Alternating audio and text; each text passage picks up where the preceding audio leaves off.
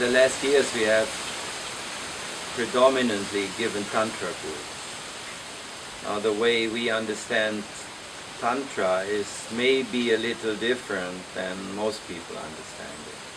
Tantra for us is a possibility to connect to the here and now, a possibility to say yes to what life brings you.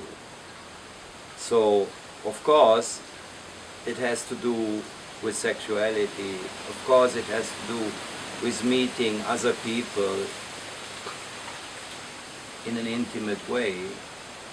But most of all, it has to do with allowing yourself to be present, to come to this moment, to be in this moment. And from this moment, you can meet yourself and you can meet other people.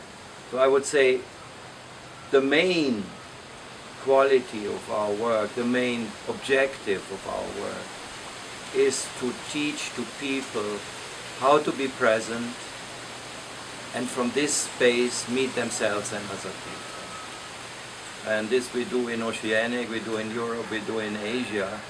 It's basically always the same premise.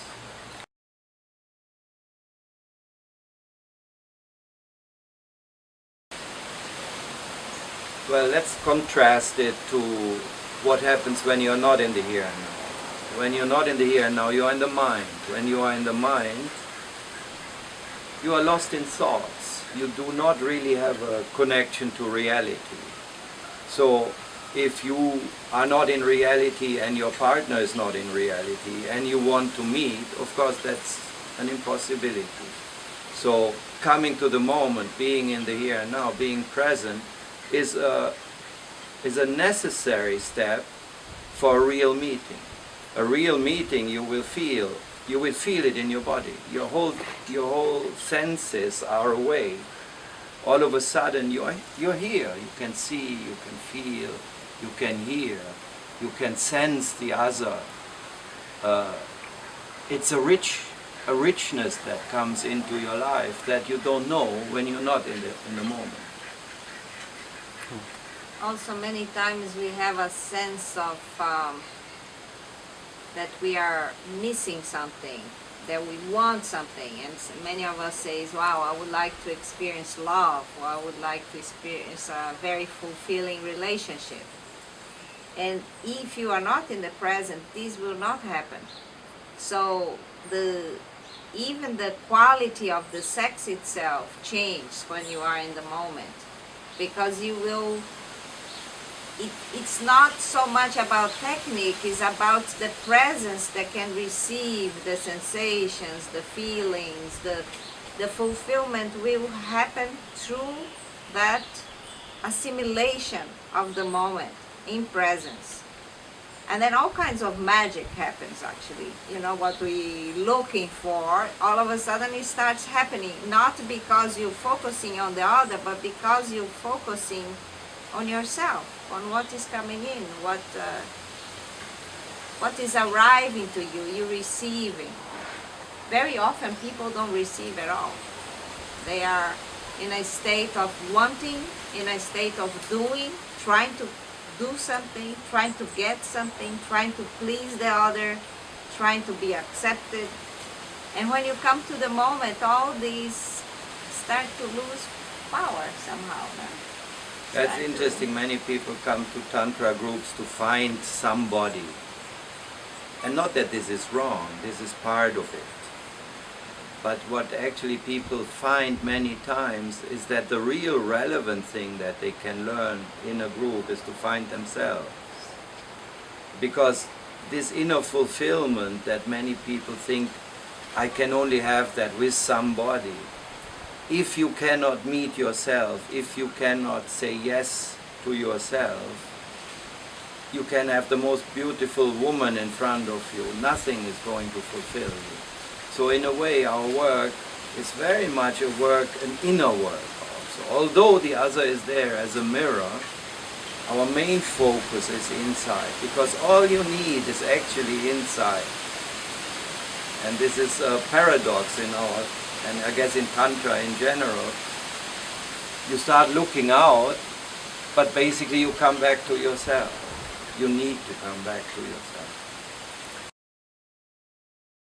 You see, when we come close to people, when we come close to different people, all kinds of things get triggered inside of us that do not get triggered in the caves in the Himalaya where the monks sit. But when you come close to somebody, sensations, emotions, fears, joys, everything comes up. This happens just by itself. You don't need to do anything. You just get close to somebody, everything happens. Now, this in itself is not enough. You need to become aware of that.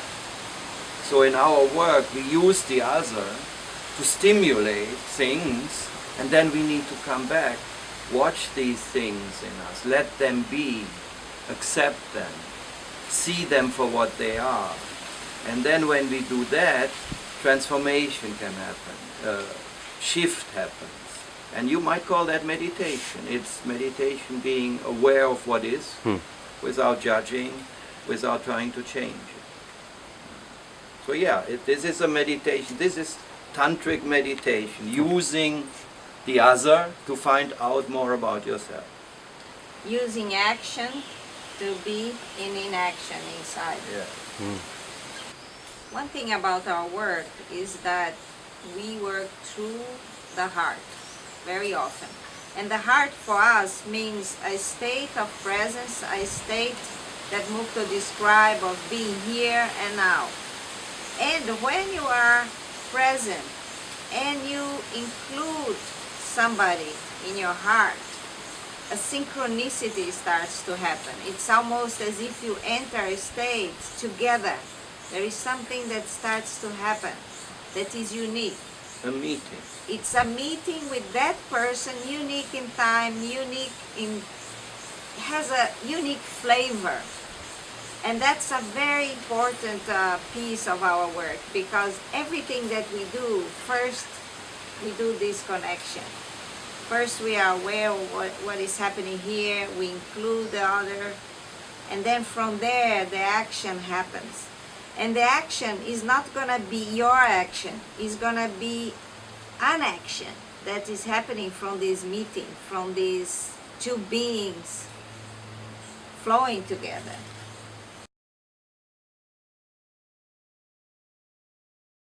For many people, sexuality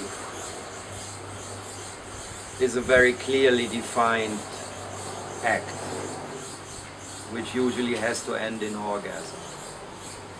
In our work, we look at sexuality also as a meditation. And there is nowhere to go in a meditation. Basically you're allowing things to happen in a meditation. Hardly anybody knows how to allow sex to happen. People have ideas of what to do.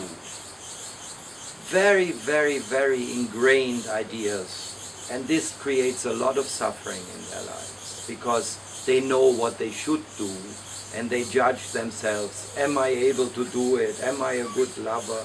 Is she satisfied? It's horrible.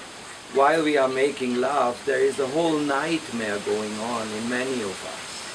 So slowly, slowly, we take all the objective, all the goals away, and try to come to a point where you just simply, in a sexual energy, can be with somebody without being totally nervous and stressed out. This sounds simple. It is not very simple, because we are so conditioned to have sex in a certain way.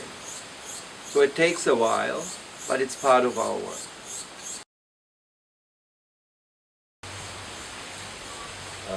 I have a degree in philosophy and English literature, but I got turned off with all this, especially with philosophy. It seemed to be a lot of words, but nothing ever changed. That's when I met Osho more than 30 years ago, and most of who I am and most of what we do in our work is because we met Osho.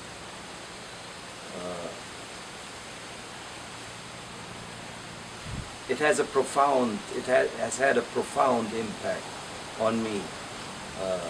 I feel I'm not lost anymore in talking and thinking. I feel I'm totally involved in my life right now. It's not just my mind having great ideas. It's my body having feelings, my heart having love, my brain being clear to think. I think being with Osho has given me a lot of integration. And most of what we do, as I said already, in our work is because I know Osho. I met the teachings of Osho very early in my life, and I had to make a decision. Either I go to university or I go to India. And I thought, I was young, I said, fuck, I go to India. So I went to India. And that's where I did all my degrees. I was trained in breath therapy at the time, rebirthing. I was trained in past lives. I was training in esoteric sciences. I was training in a bit of Gestalt and with many of the therapists. And at the time, we just sat there and worked with them year after year. And this is how I was trained. And all in the context of meditation and Osho and the commune. I spent many years in the commune doing all kinds of jobs, from cleaning to cooking to coordinating. And all this was a great training. Like, I feel was the best training I could have had.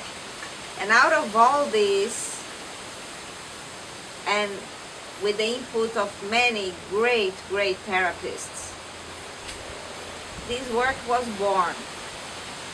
Meeting Mukto, we started working together, and somehow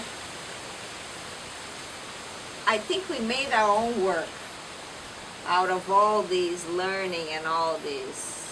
Yeah, there is a time when you just learn something and then you kind of do your best to imitate it. And then there is a time when everything that you learned kind of comes together and congeals, and all of a sudden you say, this is actually coming from a lot of different sources, but there is something very unique in it. And I feel we reached that space where we took the best from many world-class teachers, and yet we added something of our own. And our own experience somehow, and our own living. So what we teach is actually what we live, as much as possible.